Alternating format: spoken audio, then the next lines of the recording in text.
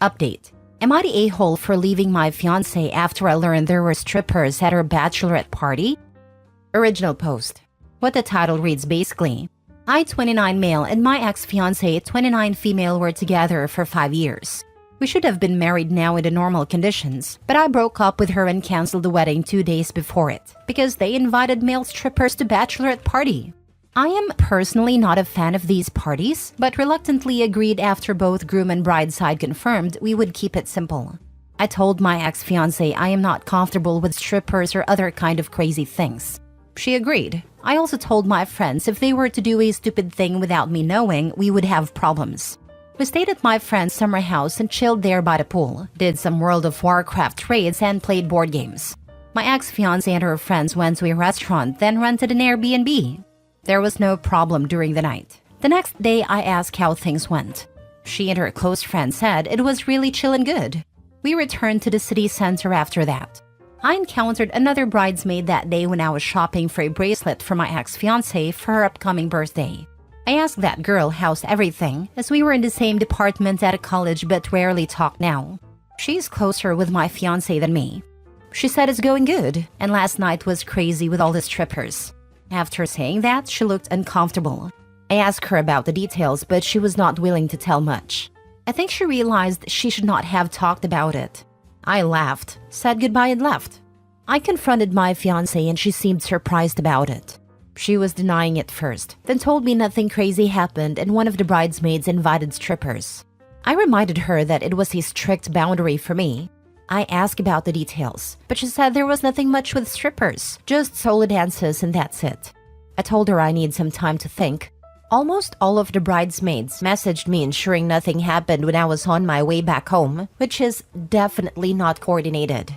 Things happened after that, but in the end, I decided to break up and cancel the wedding. I lost some money since it was only 2 days before the wedding. Things are not cool right now. My head is messed up, I get criticism from everyone, and no idea about what to do. My sister told me to see a therapist to process my thoughts and feelings. That is what I'll do next. Some mutual suggested me that I should reconsider things and stop being so whiny about such a small thing. I do not think it's such a small thing, especially when they all try to hide it from me. Am I the a-hole here? Now for the top comments before reading the update.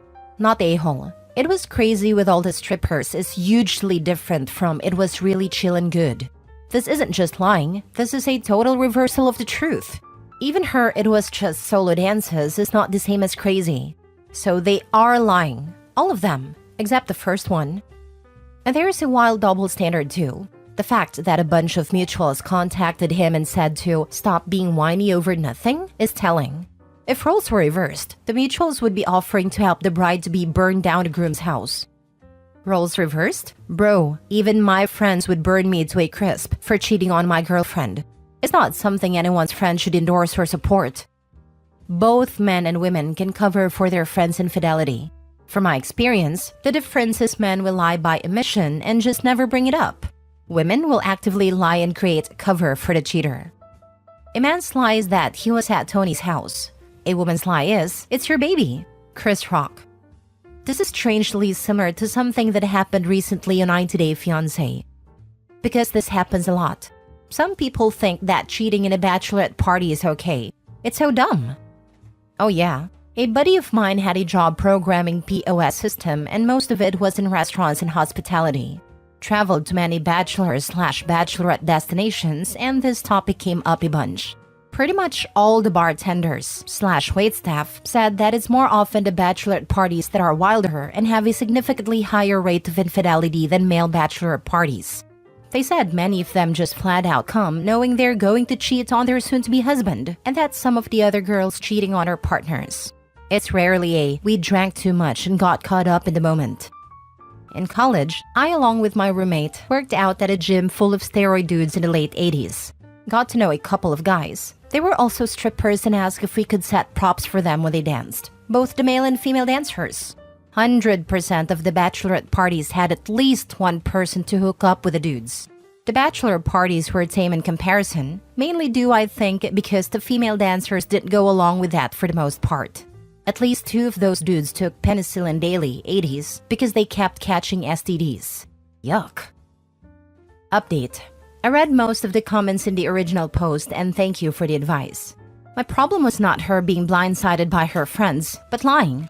Every bridesmaid told different things, and none of them gave details about what happened. I believe you can understand it just shatters the trust and makes you think there is something going on. I thought there was something wrong with me after reading the comments. There were a lot of YTAs, and I thought I should apologize. One of the bridesmaids reached out to me last evening. I suspect she saw the post somewhere and recognized it. I knew my fiancé was having problems with her friends since last week, but I did not know the extent. Apparently, my ex-fiancé and her close friends blamed the girl that I encountered at the mall about everything. This divided the group and led into a verbal fight. I will skip the personal details here, but in the end, she told me my ex-fiancé and other bridesmaids got sexual with the strippers. My fiancé was the only one who had boyfriend/fiancé/spouse there, at least monogamously, to my knowledge. Also, I was told by her that my ex-fiancé was not blindsided with stripper invites. She was happy to see the strippers and was relieved she had an excuse. I do not have proof for all of these, but I got a short video of girls making out with strippers. One of the girls is my ex-fiancé, and that's enough. She has been trying to reach out to me since we broke up. I confronted her again. At first, she denied it again. Then it became we just touched. Then okay, we kissed too. Okay, I gave him a hand job. Finally, I was coerced into doing these by others as I pressed on. I just blocked her after the last part. I did not see any need to learn further. I was hurt already, but learning that I got cheated on hurt more. I am not sure if it is the full truth even now.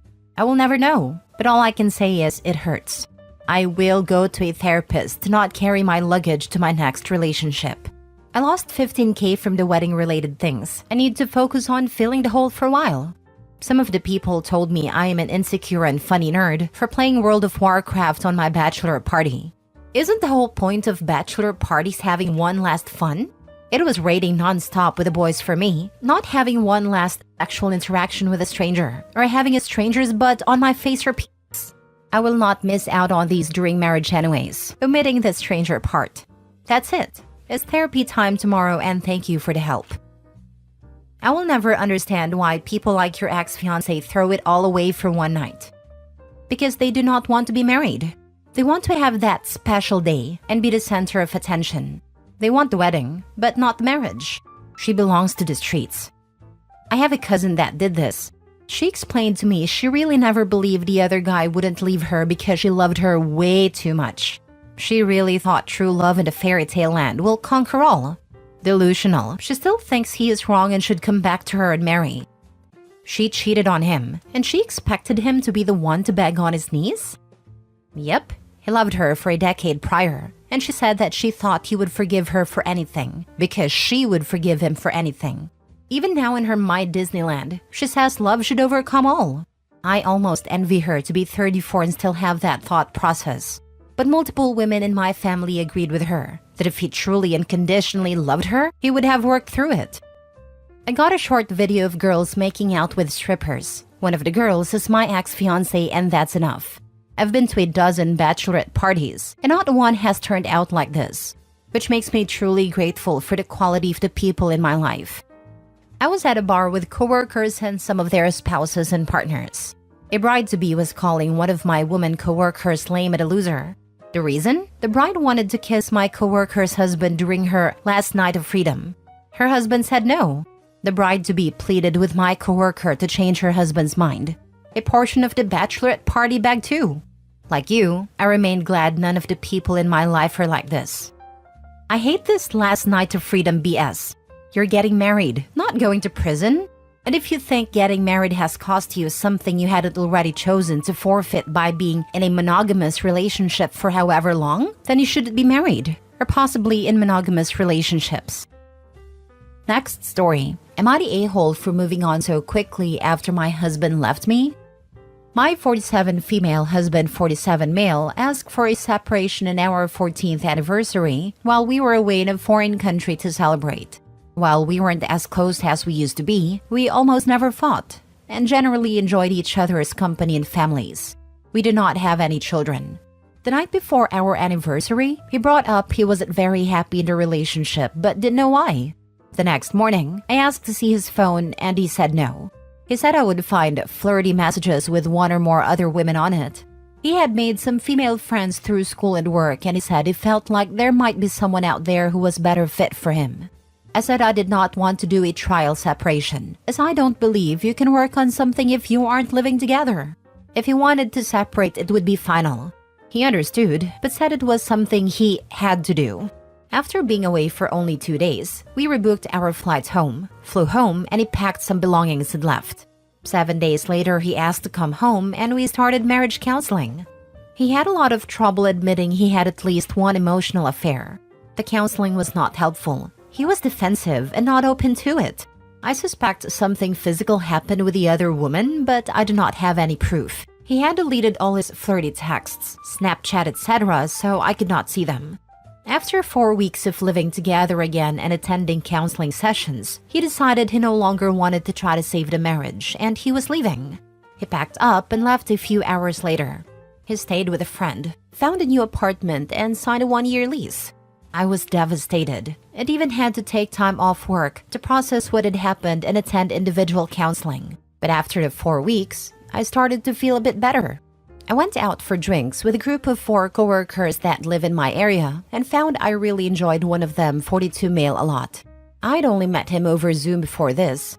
We started seeing each other a couple times a week. Quite quickly, it grew into a truly amazing, loving relationship.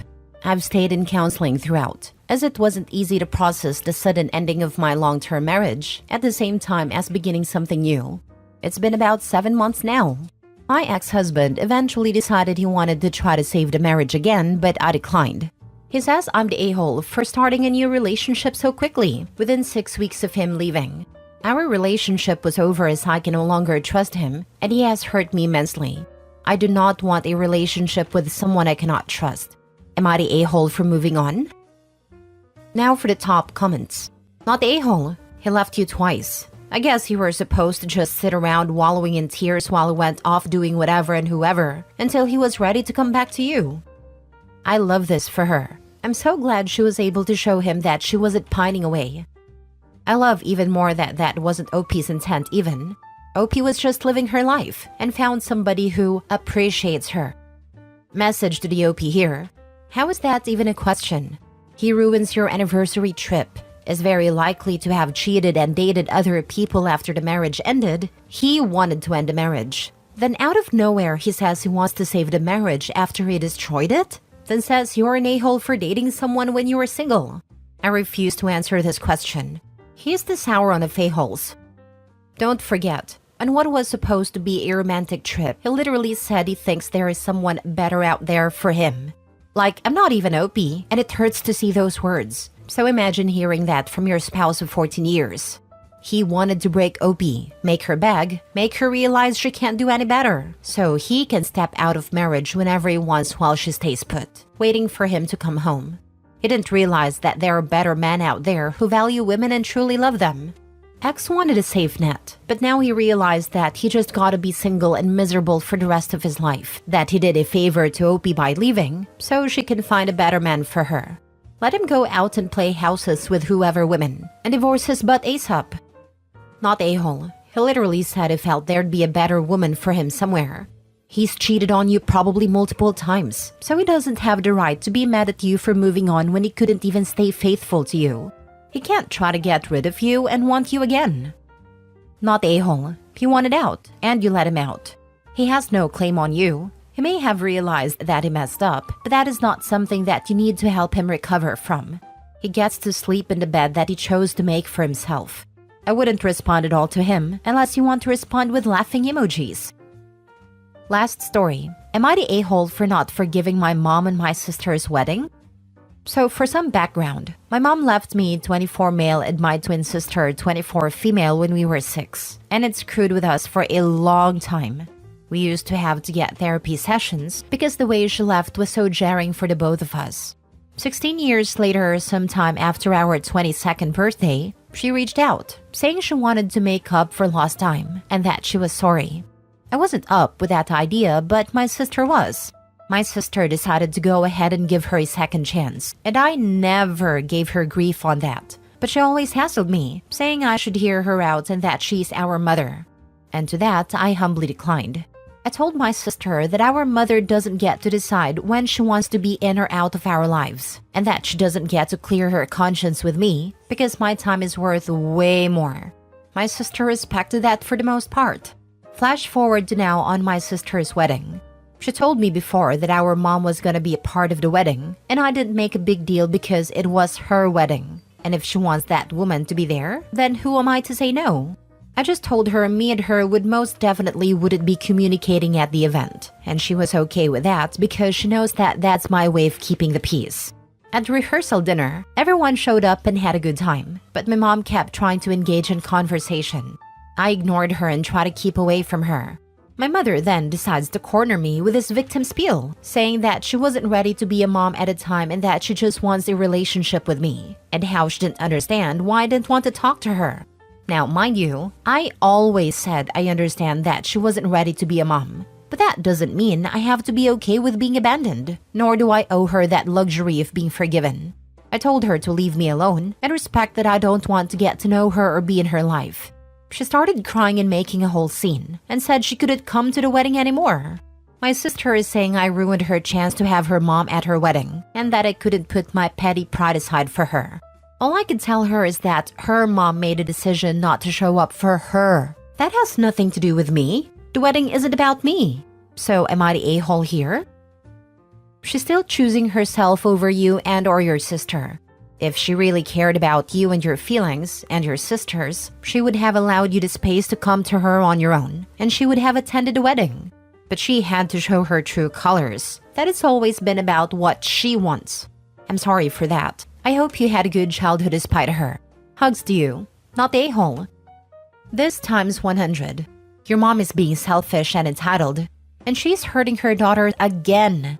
I'd like to tell your sister that she tried to build a relationship, but she did all the work. It was not fair, and I hope that one day her mom recognizes what she did. I doubt it because it's more comfortable to be the victim than to take responsibility. She's just as selfish now as she was when she left. She's learned nothing. Absolutely not the a-hole. Your mother has some nerve. And you are right. She has yet again abandoned your sister. You did nothing wrong and don't owe that woman anything. I'm sorry for your sister, but she's mad at the wrong person. Mini update. I appreciate all the comments. My sister didn't uninvite me because she knows that I love her regardless of any situation, and I'll show up anyway. But she has expressed she was really hurt by our mother opting out. I had to sit her down and tell her to talk to that woman because it makes no sense for her to not come just because I don't want to talk to her. My sister is calm now, but I'll keep everyone updated.